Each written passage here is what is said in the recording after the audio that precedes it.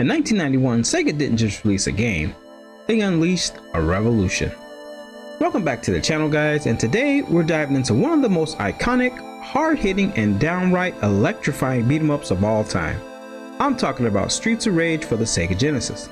Now, this just wasn't another side-scroller brawler. This was Sega's answer to Capcom's Final Fight, a game that didn't just challenge the competition, but it set a standard for home console beat-em-ups.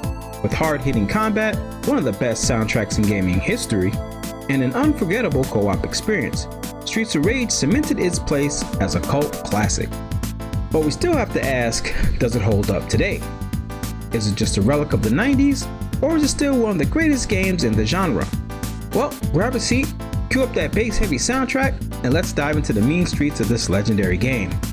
Now, before we break down the gameplay, let's take a trip back in time. The year is 1991, and if you were around back in those days, you knew that there was a heavy, all-out console war between Sega and Nintendo. Now, the Super Nintendo had just launched, bringing arcade-quality visuals and Final Fight, one of the best beat-em-ups of all time. But in typical Nintendo fashion, there was a problem. The Super NES port of Final Fight was only single-player and missing a key character. And Sega's bigger-than-life attitude at the time saw the opportunity and jumped on it.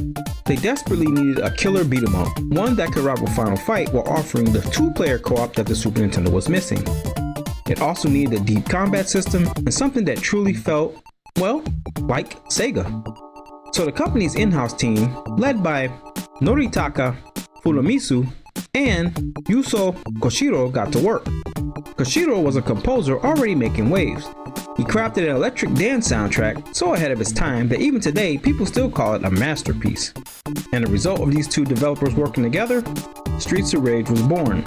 A game that didn't just match Final Fight. In my honest opinion here, it redefined what a home console beat-em-up could be. So let's talk real quick about the story of Streets of Rage, because for a beat-em-up, Streets of Rage actually has a pretty solid setup. The city is in chaos, controlled by the mysterious criminal mastermind Mr. X and his ruthless syndicate. The police in this matter are powerless, corruption is everywhere, and crime runs rampant. But three former cops, Axel Stone, Blaze Fielding, and Adam Hunter, decide they've had enough of this shit. They quit the force and take to the streets themselves to clean up the mess the old-fashioned way, with their fists. Now, with all that said, let's be real, this isn't like Metal Gear Solid levels type of storytelling, but for 1991 beat 'em up, it's just enough to set the stage and get you hyped for the action. So let's talk gameplay mechanics. Now, at its core, Streets of Rage is a classic side-scrolling beat 'em up, but it does things better than most games of that current time. The combat to me felt weighty, fluid, and very satisfying. Each character had pretty much the same stuff: a basic combo punch that chains into a finishing blow, jump attacks that let you control space, throws and grabs allowing you to toss enemies or knee them repeatedly, the ability to attack behind, and that was a rare feature back in the day for beat 'em ups. And remember, they did all this with just 2 buttons, because the third button, that's where we get into your special moves. The legendary police call-in. So instead of a typical special attack, Streets of Rage gave you police backup. And even though seen at the time as just being utterly ridiculous, because this police car, it had aim like no other. Not only could it fire its weapon all the way across the screen or all the way across the stage, but it even makes sure to hit everybody on screen except for you. Like I said, it was over the top, but it was genius in my opinion for 2 reasons. It made every use of it feel powerful when you needed it the most, and it gave the game a unique identity of beat 'em ups. Every time you hear that noise, you know you're talking Streets of Rage. It's iconic for that. And you only get to use it once per life, so use it wisely. Especially in boss fights. I try to reserve it for that. Or if you feel like you're gonna die, just go ahead and use it before you die and you'll appear with a new one. Now, some stages can't even use it, so on the last stage you don't have access to the police car. And also, they had weapons throughout the game. You had knives, which were quick but short range. They had lead pipes and bats, and these weapons were great for crowd control. And then you had the bottles, and believe it or not, in my opinion, I was blown away by the fact that, it actually made the break noise, like broken glass when you hit somebody in the head with the bottle. To me, I thought that was pretty epic. Plus, there's also health restoring items like apples and a whole roast chicken, because, eating chicken off the street is totally fine in video games. And I always wonder, with these games, who cooks this chicken or whatever you find and puts it under a telephone booth or under a trash can? I mean, that was a classic thing back in beat 'em ups though, just punch something and chickens under there, I don't know. But anyway, and also with that apple, I always felt like whenever you pick it up, it sounded just like the noise Pac-Man when you eat the fruit in the center of the stage. It kind of made that same sound. That's just me though, being weird. We'll go over our heroes real quick. You have 3 characters to pick from this game. You have Alex Stone, Blaze Fielding, and Adam Hunter. Now Axel Stone's kind of the poster boy for the game, and this is pretty much your standard balanced character, pretty strong in all aspects, doesn't specialize in any of those strong punches, and pretty much a solid all-around fighter. Next up we have Adam Hunter, and he's just like Alex Stone for the most part, but he hits a little harder and he is significantly slower than the other 2 characters, which in some ways that kind of sucks because lots of times when you knock down an enemy it's hard to catch up with him, but you know, that comes with a cost for his strength. And lastly we have Blaze Fielding, and she's the fastest character in the game, of course, with great throws and kicks but slightly weaker attacks. But if you chain them together, I mean, it really doesn't make a difference. So in my opinion, I feel like Blaze is probably the best character, in my opinion, in this game. Now let's talk level design and enemy variety. The game takes you through 8 diverse stages, each with its own unique feel. So first up you have the city streets, which I thought they captured that essence well. Shout outs to the classic house music they play. I mean, that's what it sounds like to me. If you're from the Chicagoland area, you probably know all about house music if you're from back in that era, and they captured this pretty good. Then you had the beachfront boardwalk, which I think they did a fantastic job in my opinion. I still remember being blown away by the effects of the water rushing up on the shore, and then the parts where it rains, the rain falls, the water splashes down from the ocean. I always thought those looked very good at the time, and I feel like even by the Genesis standards today, they still look pretty awesome. And then of course you have the industrial factories full of conveyor belts and hazards. And finally you have Mr. X skyscraper, which I think this stage does really well. It's pretty much the whole stage just going up on an elevator. And that leads to the ultimate showdown. Now some of the enemies you have a pretty good variety, but they do get repetitive over time. You got the basic thugs. They're weak, but large in numbers. It can be very annoying if they gang up on you. You got these knife wielding punks, which can be super annoying. They just run across the screen. Some of them actually throw the knife, and a lot of them just hold the knife and charge across the screen. And then you have these whip wielding dominatrixes. And Sega, you know, always pushing the envelope, but there they are. And then you have the bosses, of course, which included in my opinion, a nice variety of bosses. You get the tall guy with the boomerang, this bootleg Ultimate Warrior looking guy, and the infamous Ninja Twin Sisters. Look, if you don't know what you're doing, can end your game and take all your continues in a heartbeat. But more on that later. As far as graphics and sound, I mean, this is where the game really pops off in my opinion. I mean, now Streets of Rage for an early Genesis game still looks great, even to this day. The sprite work is very detailed, the backgrounds and the atmosphere, I mean, the color palette they use in this game really pops. And Sega was often known for, you know, dingier colors and darker colors, but this game pops. Now, it's not quite as polished as Streets of Rage 2, but it does still capture that raw, gritty charm that perfectly fits with this game's tone. And then there's the music. Now guys, I can't stress this enough. Yuzo Koshiro's soundtrack is absolutely phenomenal. I mean, every track, in my opinion, is a banger. I mean, each stage has some of the best music for the Genesis at the time. Now, from the tracks like Fighting in the Street, Moon Beach, I mean, if you've never played the game, I mean, just do us a favor. If you're not even interested in playing this game, which I don't know why you wouldn't be, just listen to the soundtrack. I mean, it's iconic. And I do have this one on vinyl as well. I mean, probably some of the best music for the Genesis in my opinion. I can't say enough about it. Let's talk about the difficulty and replayability in the game. Now, Streets of Rage, it's not the hardest beat 'em up out there, but it can be challenging, especially if you put it on hardest level. But what really gets tough is in the later levels where enemies attack in bigger numbers and bosses get more aggressive. Now you do have 3 difficulty settings, and playing on the harder modes really tests your skill because the stages can be long and drawn out. Now as far as replay value, I mean the stages are the same every time, but the co-op mode, that's where it's at. I mean, teaming up with a friend makes this game even more fun, and then, believe it or not, there's actually a secret bad ending. If one player betrays the other at the end, they actually have to fight each other, and the winner of that fight will become the new Mr. X, or Mrs. X if you got Blaze. So even though that's a subtle thing, I still think it was pretty cool that Sega thought that far ahead to put, you know, a bad ending in the game. So you know by now on this channel, we're not going to leave you hanging. We're going to give you just a few tips that I think will bring your Streets of Rage game to the next level, and maybe be able to deal with some of those more challenging or even frustrating fights in this game. Alright, so one thing I do want to point out at the very beginning is, when you pick your character, I do appreciate the small detail that they put in right here. To give it more of that comic book fantasy feel, when the characters do their punching sequences inside the box, they do break the plane of the box, and I know that is so subtle, but I always was intrigued by that. So one of the things I can tell you about this game from my experience, and this is a personal thing with me, I don't try to mash the button, the punch attack button as fast as I can. I try to do it in some type of rhythm. Because if you just smash, you're going to get uneven punches, and that sounds weird, but if you played the game, you know what I'm talking about. You should just mash the games in a rhythm.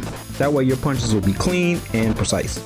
Now another strategy in this game, especially if you got Blaze, is to stun lock your character. So instead of completing your whole sequence of punches, you can just do 3 punches, wait for a second, and then do 3 more punches. And that way you can stun lock your opponent and keep them locked in infinite punches, as opposed to knocking them down, letting them get up and do more damage. So that's one strategy you can do. And then also another good strategy, and all 3 characters can do this. Once you have a boss character or a larger character, or any character in general, but just usually I think it works best for bosses, you can grab the character like I'm doing here, and then need the character twice, let go and grab them again. So what's good about this game is you don't have to do it, you don't have to push the button. All you gotta do is just walk up to the person and be in their proximity, and you'll perform a grapple. Once you do the grapple, just do a couple of strikes, let go, grab them again, let go, grab them again, and you can make quick work of these bosses. And then with the police car, I'd say just use it every level. I try to save it for the boss at the end, or if you got, and one thing that's impressive with this game is the amount of characters that could be on screen at one time. Usually back in the day, typically if you got 3 enemies on screen, that was a big deal, but Streets of Rage, you can have up to 6, 7 characters on the screen at one time, and they can be pretty ridiculous when they get in big numbers like that.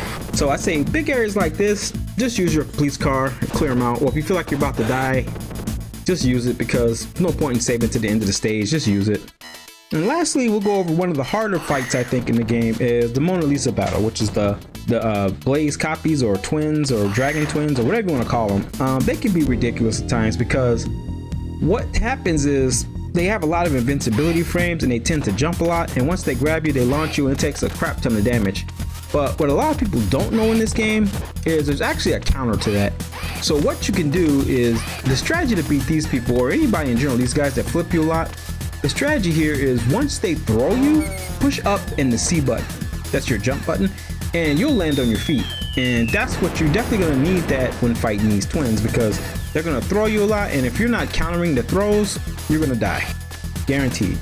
Now if they come behind you and do a reverse suplex, you just got to eat that one. But usually they'll grab you in the front right here, and the strategy here is to walk around, go underneath them, and then try to catch one of them in the front. And if you win the grapple, you'll get some free strikes in the throw. Worst case, if they grab you and throw you, you can just land on your feet. So keep that strategy in mind, it'll save you quite a few continues. And they're probably still, even still knowing this, they're still going to kill you probably once. And another strategy you can use on them, which is not as effective and takes a long time, you can just keep dodging them and wait for one to walk behind you, and then just do your elbow move, like in Double Dragon, pushing both buttons at the same time, and you will do a backwards kick or punch or whatever your reverse attack is. So it's not used often, but when you do need it, definitely break it out. Other than that, guys, I mean, the game's pretty straightforward. You might not make it through the first time, but eventually you'll learn the patterns and learn where the characters are, and you'll be able to pace yourself through all the matches.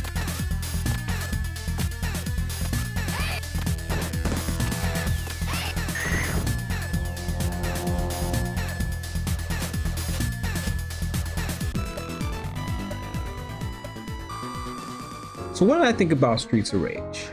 I remember getting this game back in 1991, junior year of high school. I remember getting it at KB Hobby, KB Toys, if you remember that back in the day. And for me, I remember I took it home and played it because I didn't really know what to expect. And I played it, and honestly, I was just blown away.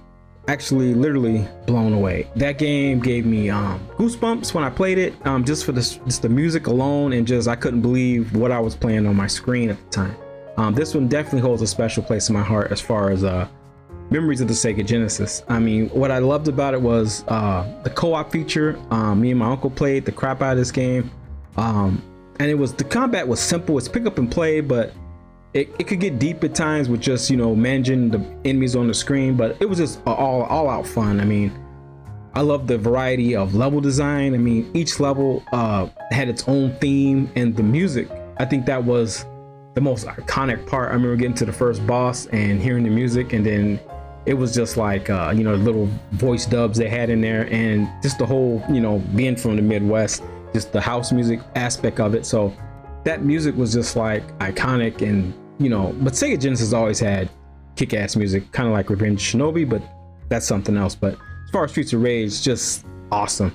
The only downside I can say with this game, some of the AI can be repetitive at times. They didn't have they had a lot of different characters, and each character specialized in whatever they did. Sometimes you did fight some of the same bosses at higher levels of the game, but I mean, that's a small, I mean, they were still cool. I mean, they were just cool designs of bosses they had. As far as maybe the gameplay, maybe you could move a little slow. I didn't like how sometimes the enemy could just dash in and out, and you really couldn't catch up with the enemy, because obviously there was no run button back then. I mean, and that's fine. I'm nitpicking here. And if I had to say, maybe the move set is a little limited, but you know, compared to Streets of Rage 2. But Streets of Rage 2, I mean, that game's on a whole nother level than this game. I mean, Streets of Rage 2, in my opinion, is probably the best in the series. But other than that, guys, I really can't crap on this game. I mean, it's just, if you have never played Streets of Rage 1 before, I mean, definitely go back, give it a shot, give it a playthrough. And if you have played it, go play it again, because it's just, I mean, it's still fun and still holds up to this day. I mean, it's just a kick-ass game. So that's the best thing. I mean, like I say, it has a special place in my heart, and this game is probably one of the few times I'd say a 10 out of 10. I mean, Streets of Rage, just a homage to the old school beat 'em ups, and I felt like this game actually, for the first time, brought a true arcade experience into my living room. I mean, it was just an awesome time and an awesome game. So that's all I'm gonna say about Streets of Rage 1. But let me know in the comments, guys, what your experience with Streets of Rage 1 was. When was the first time you played it? What was your experience with it? How did it make you feel? Because I mean, for me, it just game changer. So, but that's gonna do it for this one, guys. Please rate, comment, subscribe, as it helps the channel grow, and that way I can bring you more game reviews and gaming content. With that, take care of yourself, protect your inner peace. God bless you. Thanks for watching. Catch you on the next one.